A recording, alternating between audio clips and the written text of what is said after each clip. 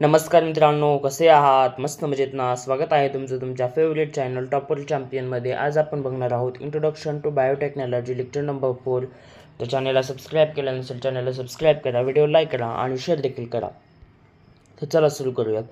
बघा, बायोटेक्नॉलॉजी म्हणजे काय? बघा, चॅप्टरचं नाव आहे इंट्रोडक्शन टू बायोटेक्नॉलॉजी. पण आतापासून आपण याच्या अगोदर टिश्यूबद्दल डिस्कस केलेलं आहे. जितके टिश्यूचे टाईप्स आहेत तितके, ओके. मग ते एपिथेलियल टिश्यू असो, नर्वस टिश्यू असो, प्लांटमध्ये meristematic tissue, permanent simple permanent tissue, हे वगैरे आपण हे सर्व बघितलेले आहे, ओके. तर बघा, आताशी म्हणजे इथून खरं म्हणजे बायोटेक्नॉलॉजीचा यूज होतो. याच्या अगोदर आपण टिश्यूबद्दल बघितलं, कसं काय असतं टिश्यू, त्यांचं लफडं वगैरे आपण बघितलेलं आहे. काय आहे बायोटेक्नॉलॉजी? बघा, बायोटेक्नॉलॉजी अशी एक टेक्नॉलॉजी आहे, ओके, ज्याच्यामध्ये आपण एक अशी टेक्नॉलॉजी आहे ज्याच्यामध्ये आपण काय करू शकतो, चेंजेस करू शकतो, जेनेटिक चेंजेस करू शकतो, लिव्हिंग ऑर्गॅनिझममध्ये चेंजेस करू शकतो, काही जेनेटिक मटेरियल्स चेंजेस करू शकतो, जेनेटिक मटेरियलमध्ये त्याचं हायब्रिडायझेशन करू शकतो, आणखी डिफरंट टाईप्सचे नवीन ऑर्गॅनिझम करू शकतो. हे पॉसिबल आहे. Now this possible, it's possible.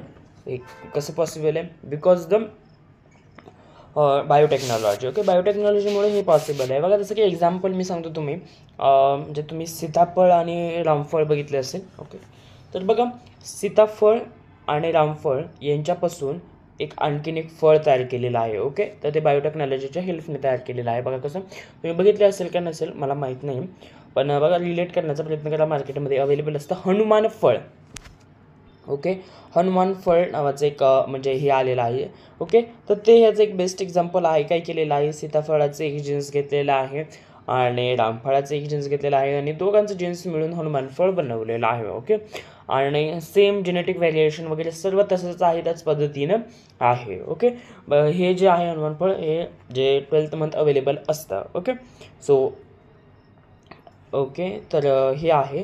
तर अशा पद्धतीनं आहे आणि हे जे आहे सीताफळाचं आणि रामफळाचं दोन्हीचं मिळून जीन्स जे आहे हे बनवलेलं आहे, ओके. तर हे जे आहे याचे जीन्स वगैरे हे करून म्हणजे हे काय केलेलं असतं, क्रिएट केलेलं असतं, ओके. बघा, बायोटेक्नॉलॉजी काय आहे? According to definition, the techniques of bringing about the improvement in living organism by artificial genetic changes. बघा, म्हणजे एक अशी टेक्निक्स आहे ज्याच्यामुळे हेल्पने आपण लिव्हिंग ऑर्गॅनिझममध्ये काही इम्प्रूव्हमेंट करू शकतो, काही इम्प्रूव्हमेंट आणू शकतो बाय हेल्प ऑफ आर्टिफिशियल याच्याने, ओके, आर्टिफिशियल जेनेटिक चेंजेसने, ओके. तर आर्टिफिशियल जेनेटिक चेंजेसने आपण याच्यामध्ये काय करू शकतो, चेंजेस आणू शकतो. म्हणजे जसं की म्हणजे बघा, जेनेटिक मटेरियल चेंज करतोय, जीन त्याच्या आतमध्ये हे करतोय, ओके. जीनच्या आतमध्ये आपण जे जेनेटिक मटेरियल आहे त्याच्यामध्ये DNA जो असतो त्याला आपण त्याच्यामध्ये चेंजेस करू शकतो किंवा त्याच्यामध्ये हायब्रिडायझेशन करू शकतो. आता हायब्रिडायझेशन म्हणजे काय? तर बघा, हायब्रिडायझेशन म्हणजे दुसऱ्याचा जीन्स त्याच्यामध्ये टाकणे, ओके. जसं की मी एक्झाम्पल दिले तुम्हाला सीताफळ आणि रामफळाचं, तर त्याच्यामध्ये दोघांचे जीन्स जे आहेत ते एकामध्ये हे टाकले, एक डिफरंट टाईप आहे, पुढे बघणार आहोत आपण, ओके.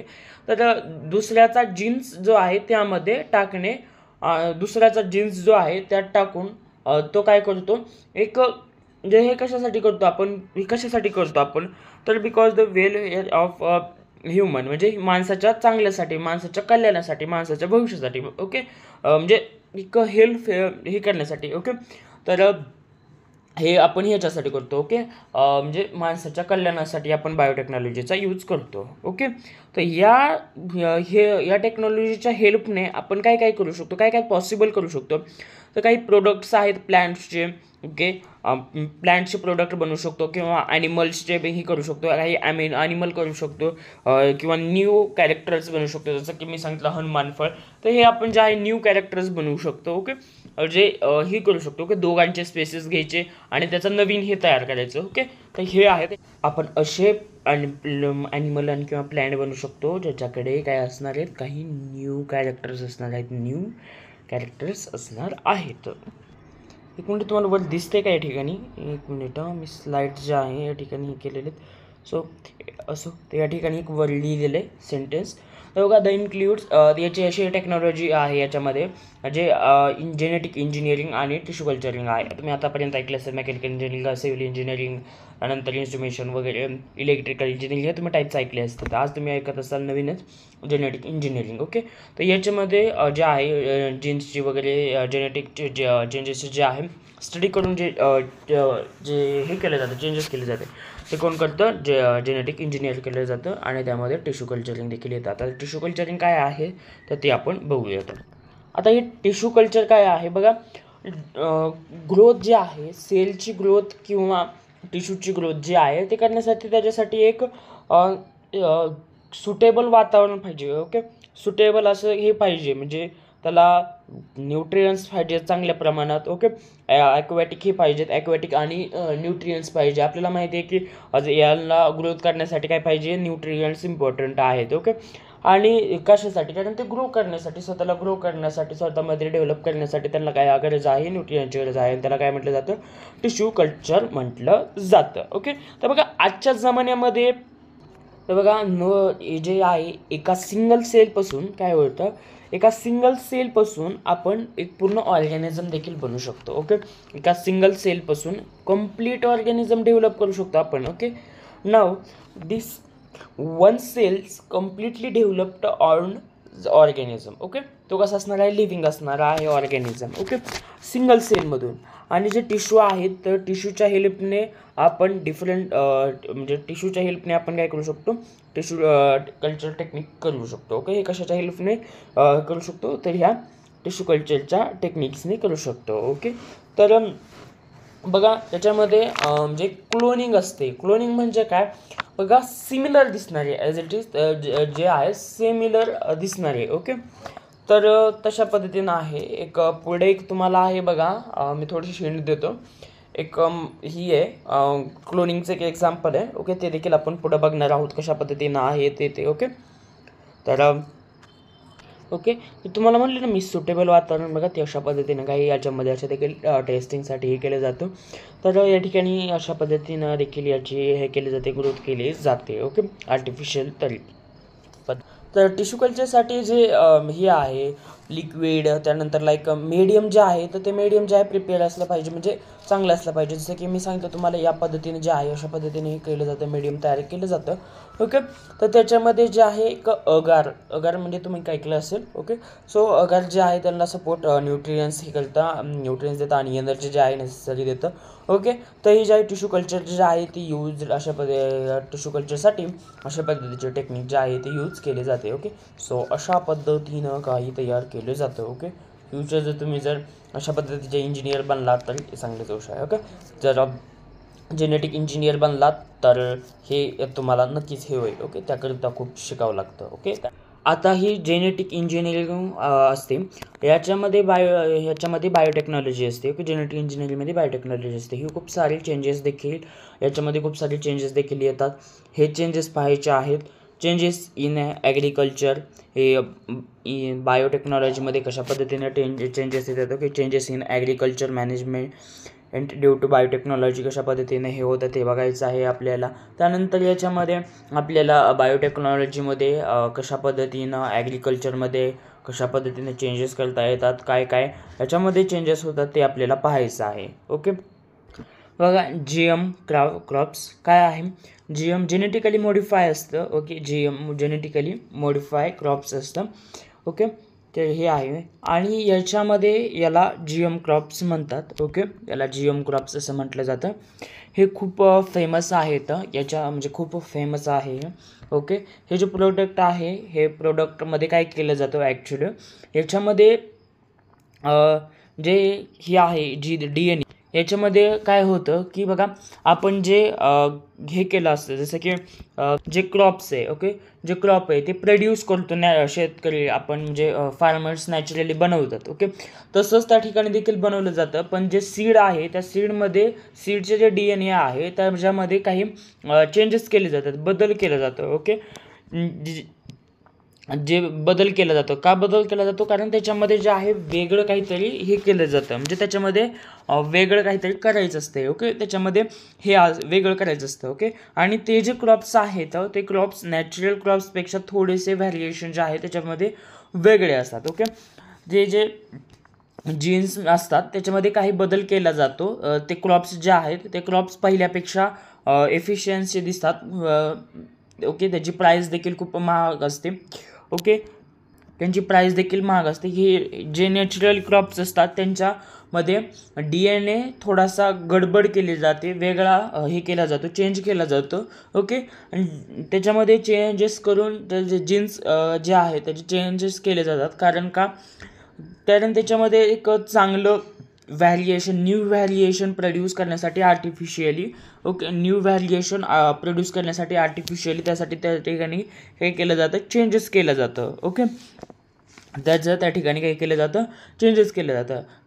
कारण बघा, जे नॉर्मली असे जे प्लांट्स असतात ते प्लांट्स जे आहेत नॅचरली पाहायला मिळत नाहीत आपल्याला. कारण त्याच्यामध्ये जेव्हा आपण जेनेटिकली मॉडिफाय क्रॉप्स केले जातात. ओके, ते जीन्स जे आहेत ते जीन्स वेगळे असतात, ते नेचरमध्ये नसतात. कारण ते आपण ह्युमनने मॉडिफाय केलेले असतात, ह्युमनली बनवलेले असतात. ओके, ह्युमन बिंगने ते काय केलेले असतात, बनवलेले असतात. ओके, तर हे आहे ह्युमन बिंगने काय केलेलं असतं ते मॉडिफाय केलेलं असतं. ओके, बघा हे जे आहेत हे आर्टिफिशियली प्रोड्यूस केले जातात आणि यांचा यूज जो आहे डिफरंट कॅरेक्टर्स जे आहेत ते इंट्रोड्यूस करण्यासाठी, जे डिफरंट कॅरेक्टर्स जे आहेत ते व्हॅरिएशन जे आहेत हे तयार करण्यासाठी केले जातात. आणि हे जे ही आहेत म्हणजे यांची जी ॲबिलिटी विथस्टँड इन्व्हायरमेंटल स्ट्रेस, जे इन्व्हायरमेंटल ट्रेस आहेत, पोल्युशन आहे. ओके, तर त्याच्यामध्ये ते काय केलं जातं, ते ॲडजस्ट केलं जातं. ओके, आणि हे जे GM क्रॉप्स आहेत तर ते कोणत्याही एन्व्हायरमेंटमध्ये काय केलं जातं, म्हणजे ग्रो होतात ते. ओके, कोणत्याही कंडिशनमध्ये काय होतात, ते ग्रो होतात.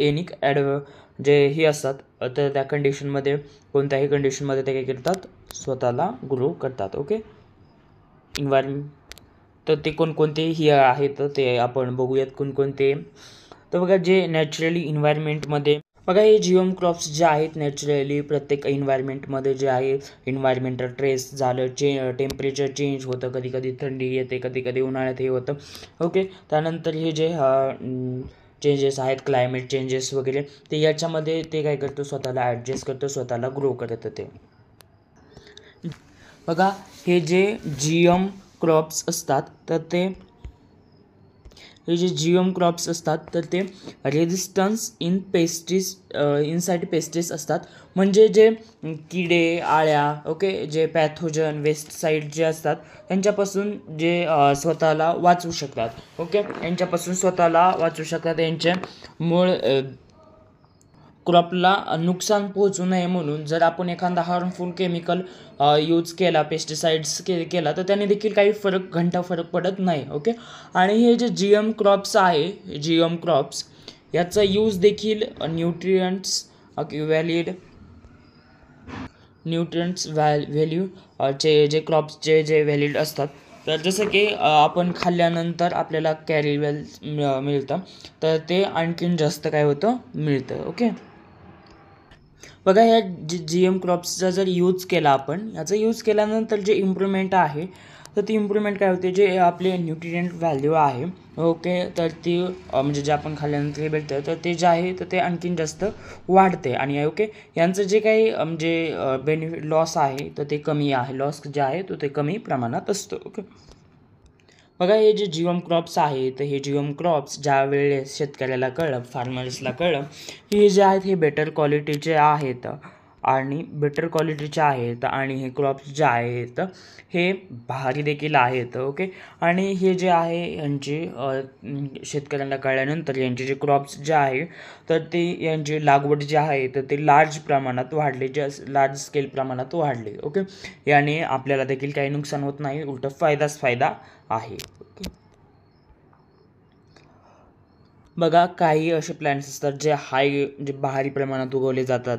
ओके, जसं की पोटॅटो, सोयाबीन, टोमॅटो, हे ॲपल, तर हे जे आहे तर राईस वगैरे, हे जे आहे तर हे म्हणजे भारी प्रमाणात अवेलेबल आहेत आणि हे चांगल्या प्रमाणात जो याचं उत्पादन देखील केलं जातं. ओके, याच्यामध्ये जे आहे पेस्ट रेजिस्टंट जे आहे ते हे असतं. ओके, म्हणजे त्यामध्ये जे कीटनाशक वगैरे कीटनाशक नाही कीटक वगैरे जे आहेत ते लागत नाही आहेत. ओके, तर हे जे आहे याच्यामुळे अशा पद्धतीने हे काही इंट्रोड्यूस केले जातात. ज्या जेनेटिकली मॉडिफाय केले जातात, बरोबर, जेनेटिकली मॉडिफाय केले जातात त्यामुळे हे काय असतात, एकदम भारी असतात. ओके, जसं की GM क्रॉप्सचे एक्झाम्पल बघूया. जसं की तुम्ही मका पाहिला असेल, मका जे आहे नॉर्मली जे आहे तर ते नॅचरली असतात. ओके, आणि जे जेनेटिकली मॉडिफाय असतात त्यांना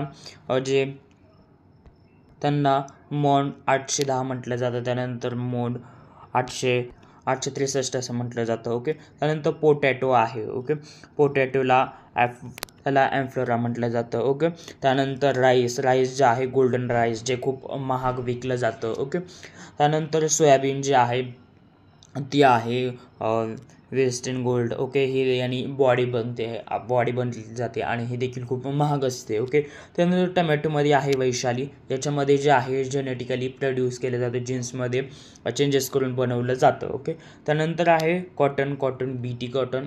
हा जो आहे कॉटन, तर हा कॉटनचा फुल फॉर्म आहे वेटिंग साईज. तर हा जो आहे हा तुम्ही याच्या अगोदर देखील ऐकला असेल. ओके, तर